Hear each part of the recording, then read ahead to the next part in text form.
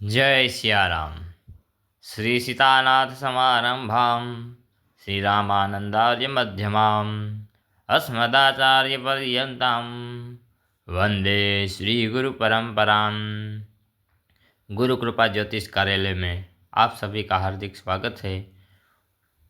श्री राम भगवान की मंदिर में पूजा कैसे करें और नित्य कर्म यानी पुजारी को सुबह उठ के क्या करना चाहिए, क्या नहीं करना चाहिए, कैसे अपने दिन की शुरुआत करनी चाहिए, पश्चात मंदिर पे कैसे जाया जाए और कैसे भगवान की पूजा की जाए। इस क्रम में आगे के वीडियो में हमने देखा कि हम मंदिर में जाके भगवान को किस प्रकार मधुर श्लोकों के गायन के द्वारा भगवान को उठाना चाहिए।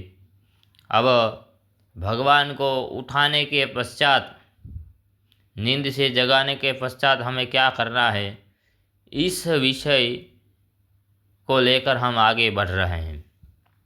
तो जैसे ही आप भगवान श्री राम जी को सीता जी सहित जगा देते हैं, उसके बाद आपको क्या करना है उसके विषय में लिखा है कि 5 उपनिषद के जो वाक्य कहे गए हैं, पंचोपनिषद वाक्य, उसका सर्वप्रथम अपने को न्यास करना है।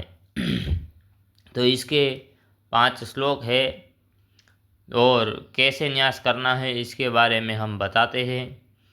तो पहला जो है मंत्र, शाम नमः पराय परमात्मने नमः, इस मंत्र को बोलकर अपने सिर का स्पर्श करना है। फिर याम नमः पराय पुरुषात्मने नमः, इसको बोलकर नाक के अग्रभाग का स्पर्श करना है। राम नमः पराय विश्वात्मने नमः, इस मंत्र बोलकर हृदय का स्पर्श करना है।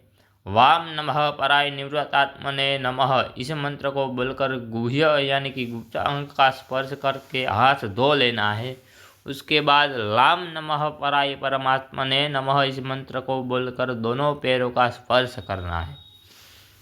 तो आगे जैसे हमने जाना कि भगवान की पूजा करने के लिए देवो भूत्वाम यजेत के वाक्य के अनुसार हमें स्वयं अपने अंदर देव का प्रतिष्ठित करने के लिए, दैवीय प्रवृत्ति का उदय करने के लिए इस प्रकार न्यास किया जाता है।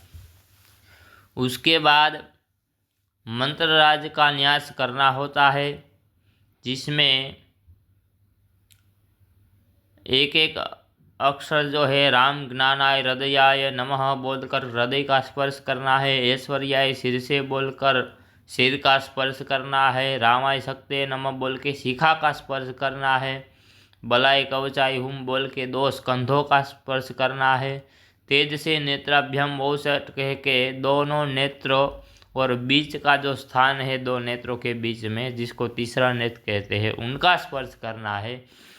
और रामाय वीर्याय अस्त्राय फट, ऐसा बोलकर दक्षिण हाथ को सिर से ऊपर घुमाकर 3 बाल मध्यमा और अनामिका अंगुली से ताली बजाना है और 1 चुटकी बजाना है। ऐसा करने के पश्चात भगवान का न्यास करने के बाद अपने वाम भाग में पहले रखे पूर्ण कुंभ में राम मंत्र का उच्चारण करते हुए तुलसी दल को डालें। इसका जो विधि है संस्कृत में लिखा है कि पूर्वस्थापित स्व वाम पार्श्वे पूर्ण कुंभे श्री राम मंत्रोच्चारण पूर्वकम तुलसी दलम निक्षिप्य राम मंत्रे जेने वाभिमंत्र तज्जले। उसके अंदर फिर क्या डालना है तो कि तुलसी दल डालना है और उसमें और भी बहुत सारी चीज़ें आप डालना चाहे तो डाल सकते हैं। तो यहाँ पर आपको पात्र रखना है, आचमन के लिए, अर्ध के लिए, पाद्य के लिए, सब अलग अलग पात्र रखा जाता है। तो उसमें क्या करना है आपको देख लीजिए कि वाम भाग में पहले रखे पूर्ण कुंभ में श्री राम मंत्र का उच्चारण करते हुए तुलसी दल को डालें। पुनः श्री राम मंत्र से ही अभिमंत्रित करके उसी जल से अर्ध आदि 5 पात्र को अर्ध्य पात्र के क्रम से षडक्षर श्री मंत्रराज के उच्चारण पूर्वक पढ़कर पुनः दक्षिणावर्त शंख या आचमनी से पात्रों से थोड़ा थोड़ा जल निकालकर पूर्ण कुंभ में डालें। इसके बाद दक्षिणावर्त शंख या आचमनी से अर्धपात्र से जल लेकर अपने नाक के आगे तक ऊपर उठाकर ओम विरजे आगच्छ आगच्छ इस आवाहन वाक्य को 7 बार बोलकर उस जल से अपना देह एवं पूजा की सामग्री याग भूमि मंदिर को भी प्रक्षालन सिंचन करके अवशिष्ट जल को अन्यत्र डाल दे। तो आप इसको अगर नहीं समझ पाते हैं तो फिर से समझाता हूँ कि जो पात्र कुंभ और जो आर्ध्य पात्र और पार्थ्य पात्र आदि जो आपने आचमन के लिए जो पात्र रखे हैं उनको अभिमंत्रित करके जल डालने का कारण यही है कि उससे जो है जल आपका शुद्ध हो जाता है, अभिमंत्रित हो जाता है और फिर उसी जल से हम भगवान के लिए अर्धपाद्य आचमन आदि स्नान आदि करा सकते हैं। सामान्य जल से नहीं करा सकते, इसलिए उस जल से निकाल करके पात्र में और पात्र से निकाल के कुंभ में डाला जाता है। और इसके बाद आप जो पूजा करते हैं उनको शायद सब जितने लोग पुजारी है उनको मालूम होगा कि हम शंख में पानी डाल के ऊपर उठाते हैं और फिर बाहर फेंकते हैं। उसको क्या कहते हैं, उसका क्या विधि है, वो यहाँ लिखा हुआ है कि उसमें जो है आपको शंख में पानी डाल करके ओम विरजे आगच्छ आगच्छ इस वाक्य को 7 बार बोलकर उस जल से अपना देह एवं सब पूजा की सामग्री याग भूमि मंदिर को प्रक्षालन करना होता है। और इसके बाद जो जल बच जाता है उसको हम बाहर डाल देते हैं। इसके बाद तुलसी दल को हाथ में लेके है हरि ही ओम इस प्रकार उच्चारण करके दिव्य लोक श्री साकेत में स्थिर वर्णातीत कल्प वृक्ष के नीचे रत्न समूह से रचित दिव्य सुवर्ण सिंहासन, जो कि करोड़ों सूर्य के प्रकाश से भी अधिक प्रकाश वाला है, कल्याणप्रद और जन मनमोहक है, उसके मध्य में अनेक पात्र वाले दिव्य कमलासन में विराजमान सर्वेश्वर श्री रामचंद्र जी है, जिनके चारों ओर कपि सेनापतियों का समूह स्थित है तथा श्री राम जी के चरणारविंद की सेवा करते हुए हनुमान जी है। सुग्रीव, नल, नील आदि प्रधान लोग द्वारपाल के रूप में स्थिर है। ऐसे श्री राम सेवा परायण श्री राम भक्त तथा सर्वेश्वर श्री राम जी के शरण में मैं हूँ, यानी सपरिकर श्री राम जी को सादर प्रणाम करता हूँ। संपूर्ण कलुष कलमश पाप के अपहरण करने वाले वाम पाद को प्रसार्य लंबा कर लटका कर तथा सर्व पाप ताप संहार कर दक्षिण पाद को मूड कर जानु के ऊपर रखकर विराजमान तथा दिव्य कोनों कर कमलों से शत्रु कुल का दमन यानी नाश करने वाले दिव्य धनुष और बाण धारण किए हुए सर्वलोक के प्रसिद्ध श्री सर्वेश्वर श्री राम जी, जो कि कमल के बीच के भाग के समान अरुण यानी लाल आँख वाले प्रतिपक्षी वीरों को भय देने वाले यानी दमन करने वाले दिव्य महिषी श्री सीता जी तथा अनेक दिव्य आभूषणों से सुशोभित दिव्य धाम साकेत लोक के स्वामी श्री रामचंद्र जी सब संसार को कल्याण प्रदान करे, इस प्रकार का ध्यान किया जाता है, जिसका श्लोक ऊपर दिया हुआ है। साकेतम दिव्यलोकम सुरतरु मतुलम तत्र रत्नालयगर्भम हेमं सिंहासनम तच्च भरुर्चिनिचयं भानुकोटि प्रकाशम पद्मं चानेकपत्रं कपिनकरपति पादुकं वातजातं सुग्रीवान् द्वारपालं नल गवय मुखानराम भक्तान् प्रपद्ये वामं पादं प्रसार्यं शीतकलुषहरणं दक्षिणकुञ्चिकृत्या जानुन्यान्याध्यादिव्ये रिपुकलमदले बाणचापे दधत्सः रामपाणिद्वयेन प्रतिभट्टभय्यत पद्मगर्भारुणाक्षो देवी भूषादिजुट्टे वितरतु जगदां सर्वसाकेतनाखः। इस प्रकार भगवान श्री राम का संस्कृत में ध्यान किया जाता है और उसका वर्णन क्या अर्थ है वो आपको सुना दिया। इसके बाद पद्मों से ऊपर वर्णित रूप से ध्यान धरकर श्री सीता जी सहित श्री सर्वेश्वर श्री रामचंद्र के चरणारविंदों में हाथ ले ली हुई तुलसी आसन के रूप में समर्पण करे। अब जो है तुलसी दल भगवान को बैठने के लिए देना है। और फिर जो है आसन की कल्पना करके निम्न प्रकार से आधार शक्ति आदि की पूजा करे। यानी जब भगवान को आपने बैठाया तो उस बैठने का जो आधार है, उस सिंहासन पर आधार आदि शक्ति जो होती है उनकी पूजा यथाशक्ति की जाती है, जिसमें आधार प्रकृति अखिल जगदाधाराय कूर्म रूपिणे नारायण भगवंते अनंत नागराजाय भूम्ये साकेताय दिव्य नगराय पुष्पक दिव्य विमानाय साकेत दिव्य जनपदाय आनंदमय दिव्य रत्नमंडपाय आस्तरण भूताय अनंताय। इस प्रकार से जो आधार शक्ति है उनकी पूजा की जाती है। उनको गंध अक्षत पुष्प यथाशक्ति उनके नाम से डाल करके आधार शक्ति की इस प्रकार पूजा कर सकते हैं। इसके बाद फिर भगवान को बिछौना के रूप में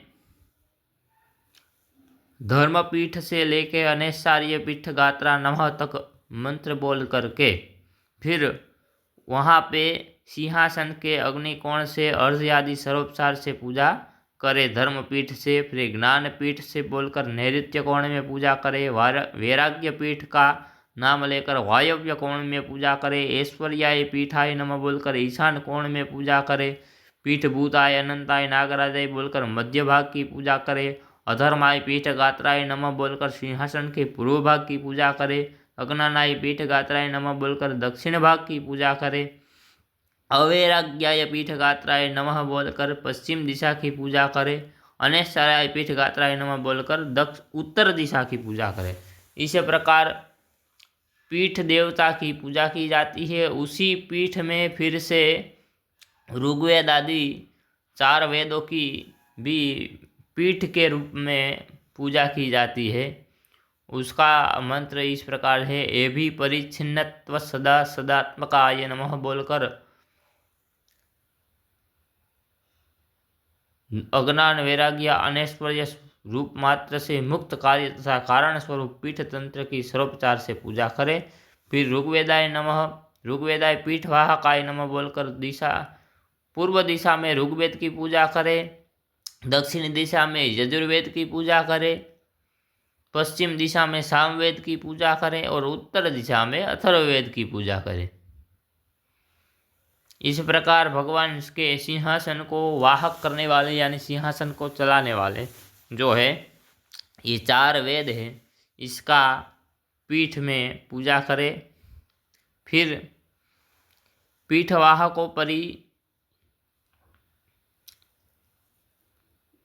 जो शक्ति है उनकी पीठवाहक की पूजा की जाती है, जिसमें परिच्छिन्नत्वने पीठ भूताय शुद्धात्मकाय अनंताय नागराजाय नमः बोलकर चारों वेदों के ऊपर पीठ स्वरूप शेष की सर्वोपचार से द्रव्यों से पूजा करें।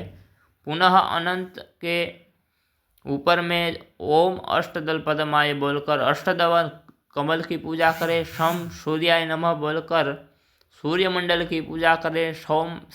सोममंडलाय नमः ऐसा बोलकर चंद्रमंडल की पूजा करें। और फिर रम वही मंडलाय नमः ऐसा बोलकर अष्टदल कमल की कर्णिका में अग्निमंडल की पूजा करें।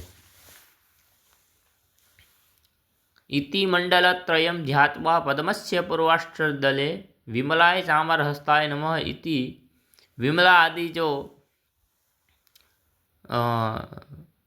शक्ति है वो चामर लेकर के भगवान को चामर से भगवान के ऊपर चामर हिलाती देती है, तो उनकी पूजा फिर इसमें करनी चाहिए।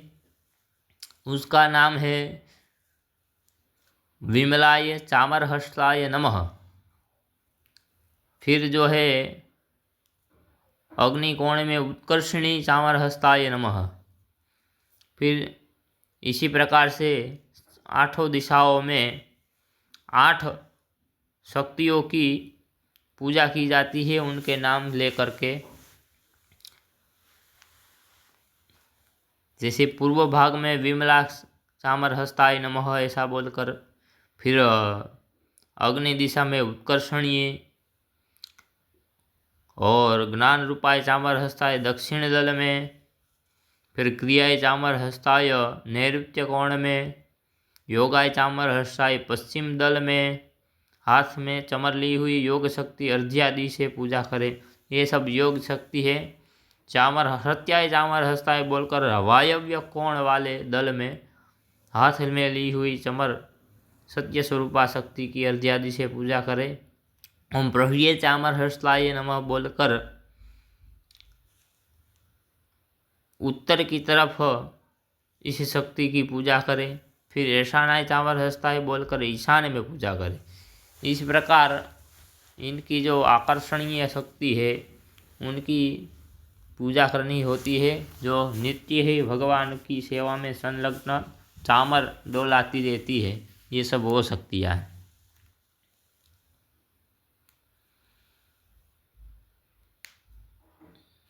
इसके बाद अनुग्रहाय नमः इस मंत्र को बोलकर भगवान श्री राम जी के आगे अष्टदल कमल की कर्णिका के पूर्व दिशा में अनुग्रह रूपा शक्ति की अर्ध आदि से द्रव्यों से पूजा करें। जगत प्रकृति दिव्य योग पीठ वाहकाय नमः बोलकर अष्टदल कमल की कर्णिका में दिव्य योग पीठ वाहक की अर्ध आदि से पूजा करें। इस प्रकार इसकी जो कल्पित कमल है उसकी दल जो है कमल के उसमें पूजा की जाती है, जो कि इसमें ऊपर नाम दिया गया है कि भगवतो अग्रे कर्णिकाय पूर्व भागे अनुग्रहाय नमः, यानी भगवान के पूर्व भाग में अनुग्रह की है। और फिर पद्मस्य कर्णिकाय जगत प्रकृति दिव्य योग पीठवाहकाय नमः, फिर अर्ध्यादि ने समर्पयामि ऐसा बोल करके उनको पुष्प और अक्षत आदि देना चाहिए। फिर दिव्य योग पीठ वाहकोपरि दिव्य योग पीठाय नमः, फिर योग पीठे दिव्य योग पर्यंकाय नमः, पर्यंकोपरि सहस्त्र फणशोभिताय नमः, भगवत पादाद पीठाय नमः, तदुपरि भगवत पादुकाभ्याम नमः। उसके बाद भगवान की पादुका की पूजा की जाती है, जहाँ भगवान की पादुका यानी खड़ाव रखी जाती है, उस खड़ाव की पूजा करें। तो इस प्रकार पूर्व कथित विधान से भगवान के पादुकांत पूजा हो जाने के बाद पहले वर्णित अष्टदल कमल में स्थित अनंत के ऊपर निम्न रूप से सपरिकर सर्वेश्वर श्री रामचंद्र जी का आवाहन करें। शरण में आए हुए सभी जनों को इच्छित पदार्थ को देने वाले करुणा खजाने सर्वेश्वर श्री राम जी शेषनाग सहित सर्वदेव समूह सरस्वती प्रभुति से सर्वदा यत् प्रयत्न करने पर भी आपका संपूर्ण महात्मा नहीं जाना जा सकता है। ऐसे अनंत महात्माशाली रघुकुल श्री श्रेष्ठ हे राघव जी, आप सर्वसम्मत प्रभु श्री राम जी, ऐसी इसमें ध्यान करना लिखा है। पूरा नहीं पढ़ रहा हूँ, आप पढ़ सकते हैं इसमें कि किस प्रकार से ध्यान किया हुआ है। तो ऐसे भगवान का पूर्ण रूप से धनुष बाण अस्त्र शस्त्र आदि से सुसज्ज और अपने नित्य सहचरी श्री सीता जी के साथ में भगवान श्री राम का ध्यान करना चाहिए। उनके वाहन का, उनके पीठ का, उनके विमला आदि शक्तियों का, सबका ध्यान करना चाहिए। इस प्रकार सपरिवार अनंत अपनी शक्तियों के साथ श्री रामचंद्र का आवाहन करके पुष्पांजलि चरणों में समर्पण करे। पहले के स्थापित अर्धपात्र से दक्षिणावर्त शंख यानी या आचमनी से अर्ध लेकर जल से सीता समेत अप्रमेय कृपा रत्नकाराय भगवते श्री रामचंद्राय नमः ऐसा बोलकर दाहिना हाथ प्रक्षालन की भावना से अर्ध समर्पण करे। तो जो आगे हमने अर्धपात्र की बात की थी, वैसे अर्धपात्र में भगवान को इस मंत्र के द्वारा आचमनी से या शंख से अर्ध देना होता है। और वो अर्ध दे करके नीचे जो आपने अर्ध पात्र रखा है उसमें डाल देना है तरभाणी में। उसके बाद आपको भगवान को पाद्य जल अर्पण करना है और उसमें जो है पूजा आपको राम मंत्र बोल करके और श्री राम जी की सर्वोपचार से पूजा करनी है और फिर वाम भाग में सीता जी की पूजा करनी है। ऐसे आपको जो है पाद्य अर्घ्य और आचमन आज सब कर देना है और इसके लिए अलग अलग पात्र के लिए अलग अलग आचमनी व्यवस्था हो तो उत्तम होती है, अन्यथा एक ही आचमनी से अलग अलग पात्र में आप डाल सकते हैं। उसके बाद पुनः शुद्ध जल पात्र के जल से आचमनी को प्रक्षालन करके आचमनी से पाद्य जल पात्र से पाद्य जल लेकर सीता सहित प्रमेय कृपारत्नकाराय भगवते श्री रामचंद्राय नमः ऐसा बोलकर जैसे आगे बोला था वैसे ही यहाँ भी बोलना है। आद्य की जगह पे पाद्य की जगह पे आद्य आ जाता है। ऐसे ही पाद्य और हस्त्योर्ध और आचमन इस प्रकार से तीनों उपचार करना है।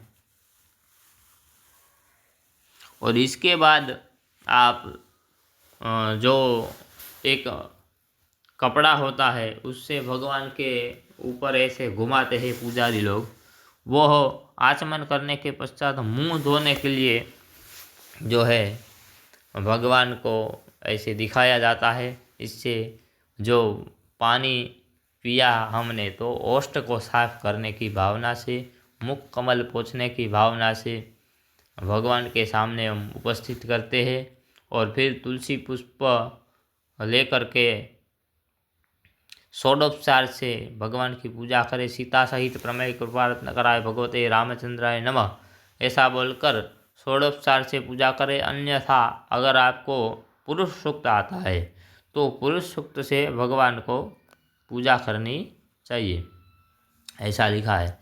इसके बाद आप जो है ये सब करने के बाद आचमनी से प्रक्षालन करके पूर्व के समान भगवान को आचमन कराकर पहले ही शुभ वस्त्र से हस्त कमल, मुख कमल, चरण कमलों के पोंछने की भावना कर वस्त्र को भगवान के सम्मुख रखे। अनंतर हाथ में पुष्प लेकर भगवान के स्नान के लिए पादुका का समर्पण करता हूँ ऐसी भावना कर भगवान के श्री चरणों में पुष्पांजलि समर्पण करे। तब पूर्व के समान ही अर्घ्य पाद्य समर्पण और आचमन कराकर स्नानार्थ साटिका पीताम्बर का मन से ही ध्यान कर पूर्व के समान मंत्र का उच्चारण करते दंत धावनम समर्पयामि ऐसा बोलकर तुलसी काठ से भगवान को दंत धावन करा रहा हूँ ऐसी भावना कर, यानी दातुन करा रहे हो भगवान को, ऐसी भावना करनी होती है। फिर जो है हाथ धोकर के फिर शुद्ध जल पात्र से आचमनी से जल लेकर पूर्व के समान ही मंत्र को बोलकर गंडूसम समर्पयामि कुगला करा रहा हूँ ऐसी भगवान की भावना करनी चाहिए। और इसके बाद फिर जल ले करके मुक्षो धनम समर्पयामि ऐसा बोलकर जल से मुखारविंद प्रक्षालन की भावना कर जल को पतन पात्र में गिरा दे। यानी अब भगवान का मुंह धोना है आपको, ऐसे ही जैसे हम लोग उठते हैं, दंतावन करते हैं, पुगला करते हैं, मुंह धोते हैं, यही चीज़ अभी हमें भगवान की यहाँ करनी होती है। इसके बाद तांबुल जो होता है, यानी जो नागरवेल का पान और उसमें लौंग इलायची आदि रख करके जायफल आदि जो भी चीज़ें हैं उनको रख के भगवान को तांबुल समर्पण किया जाता है। उसके बाद भगवान का अभ्यंग स्नान के लिए तेल का उपटन हाथ में लेकर मानसिक भावना से भगवान के दिव्य अंगों में सुगंधित द्रव्य लगा रहा हूँ ऐसी भावना करनी चाहिए। फिर अभ्यंग स्नान संपादन करने की भावना से स्नान पात्र को मस्तक में स्थापित कर शुद्ध जल से हरि ही ओम सहस्र शीर्षा पुरुषः सहस्राक्षहस्रपाद भूमेन विशतो वृत्व अत्यतिष्ठदथांगुलम जो पुरुष सूक्त है उसके मंत्रों के द्वारा भगवान को स्नान करा करके शुभ्र वस्त्र से अच्छी तरह पोंछ कर सिंहासन में विराजन कर दे। इसके बाद सीता सहित प्रमेय कृपा रत्नकराय भगवती रामचंद्राय नमः बोलकर गंध समर्पयामी बोलकर चंदन लगाए, फिर पुष्प समर्पयामी बोलकर पुष्प दे, फिर धूप दीप नैवेद्य तांबूल इलायची लविंग सुगंध द्रव्य आदि को अलग अलग बोलकर मिलित सभी द्रव्य भगवान को समर्पण करें। इसके बाद पात्रावशिष्टेन जलेन श्री श्रियं नमः लिम लीलाय नमः भूम भूम्ये नमः इति मंत्रोच्चारण अर्घ्यादिकं प्रदाय तत्, यानी इस प्रकार से जो मंत्र यहाँ दिया हुआ है वो सारे मंत्रों के द्वारा श्री देवी जी के अर्घ्य आदि सभी पदार्थों से पूजा करे। लिम लीलाय नमः बोलकर लीला देवी और भूम भूम्ये नमः बोलकर भूमि देवी, इस प्रकार से किरीटाय मुकुटाधिपति दक्षिण कुंडाले मकरात्मने वाम कुंडाले मकरात्मने वैजयंती माला, यानी भगवान के जो जो पहनावे हैं उन सब की पूजा होती है। कान के कुंडल की, ऊपर के मुकुट की, वैजयंती माला की, इस प्रकार भगवान ने जो जो चीज़ें पीताम्बर रत्न आदि धारण की है उन सब की पूजा की जाती है। इस प्रकार समस्त दिव्य आभूषणों को एक ही साथ में पूजा करें और फिर भगवान के धनुष बाण शंख चक्र गदा इनकी पूजा होती है। तो सांगाय बाणाय चापाधिपति नमः अर्घ्यादिनी समर्पयामी बोलकर बाण का, फिर सुदर्शन का, फिर पांचजन्य शंख का, कौमुद के गदा का और नंदकाय खड़ग का, इस प्रकार से दिव्य आयुधों की भगवान की अर्चना की जाती है।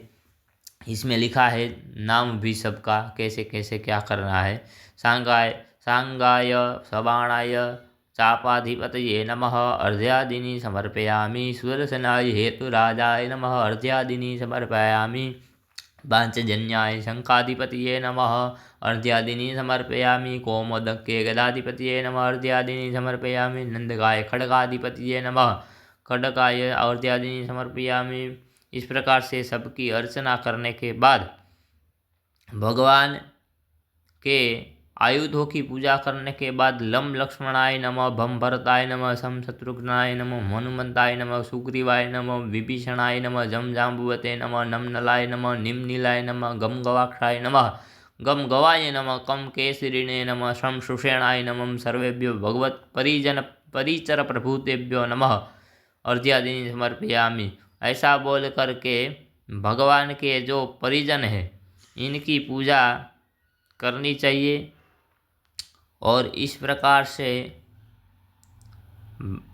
परिजन की पूजा के बाद भगवान के द्वारपालों की पूजा की जाती है, जिसमें वृक्षराज, नील, सुग्रीव, नल, शत्रुघ्न, अंगद, भरत, विभीषण, आंजनेय, महाबल यानी हनुमान जी, पृष्ठभाग में लक्ष्मण जी, और इसी प्रकार सर्व द्वारपालों की पूजा करनी होती है। और द्वारपालों के बाद भगवान के अंग देवता की पूजा की जाती है। ये अंगानाम बिनाम जो है, अंग के बिना भगवान की पूजा नहीं होती है, अंग देवता की पूजा अवश्य करनी चाहिए। तो अंग देवता के जो नाम है उसमें है विघ्नेश, वाणी, दुर्गा, क्षेत्रपाल, सूर्य, चंद्र, नारायण, नरसिंह, वासुदेव, वराह, ये सब अंग देवता है। फिर सीता जी, लक्ष्मण जी, हनुमंत जी, भरत जी, शत्रुघ्न जी, विभीषण जी, सुग्रीव जी, अंगद जी, जाम्बवत, प्रणवायु, ये सब अंग मंत्र है। तो ये अंग देवता और अंग मंत्र इन सब की इसी प्रकार से अर्घ्यादिनी समर्पयामि बोल के जितनी अपने पास सामग्री हो इससे, अथवा वो जो है पुष्प और गंध अक्षत आदि से सबकी पूजा करने की भावना करके एक पुष्प हाथ में ले करके थोड़ा जो है चंदन आदि वाला करके उनके नाम से रख देना चाहिए।